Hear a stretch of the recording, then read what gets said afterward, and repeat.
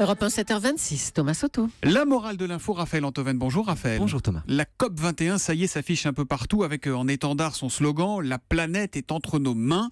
C'est beau ça, non? La planète est entre nos mains. Oui, c'est Raphaël. beau, mais c'est étrange, moi je trouve. À première vue, tout le monde est d'accord, et quand on le lit de plus près, on découvre qu'en fait c'est un slogan extrêmement ambivalent. Mais qu'est-ce qu'il y a encore? Pourquoi ambivalent? Mais écoutez, quel est l'enjeu de la COP21, Thomas?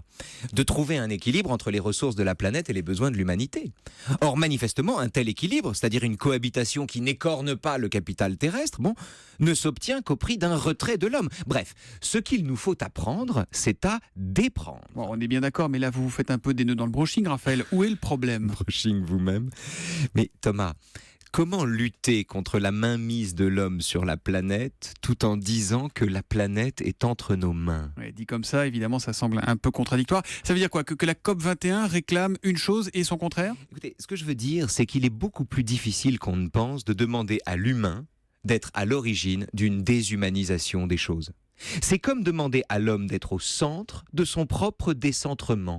Ça revient à supplier celui que par ailleurs on met en accusation. Ça met l'homme un peu dans la situation du baron de Munchausen, vous savez, qui se tire lui-même par les cheveux pour se sauver de la noyade. Et on en revient aux cheveux. Bon, mais concrètement, Raphaël, cette contradiction dans les termes prend quelle forme sur le terrain? Eh bien, par exemple, le remplacement des usines à charbon ou des centrales nucléaires par des éoliennes, c'est-à-dire d'une pollution atmosphérique ou létale par une pollution visuelle et sonore. La célébration d'une nature imaginaire et pure qui correspond en fait à l'idée que l'homme se fait de la nature sans lui. L'ambition de faire de la nature elle-même un sujet de droit. Vous savez, ça c'est le projet de Michel Serres. Mais cette ambition, au lieu de diminuer l'emprise de l'homme sur la nature comme c'est son but, consiste à l'étendre au contraire aux éléments naturels eux-mêmes en faisant des sujets de droit. Enfin, et c'est ça le plus grave en fait, c'est que comme il est utopique d'obtenir de l'homme qu'il fasse cause commune contre les bénéfices suicidaires qu'il retire de l'exploitation de la terre, il ne reste à l'impuissance que la ressource de la morale. Du coup, les grandes conférences sur le climat s'achèvent et s'achèveront toujours sur l'énoncé de grands principes aussi nobles qu'inefficaces. Eh ben, ça promet. Et alors, la morale de l'info?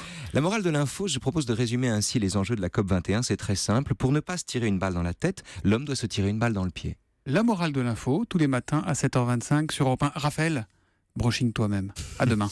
À demain, Thomas.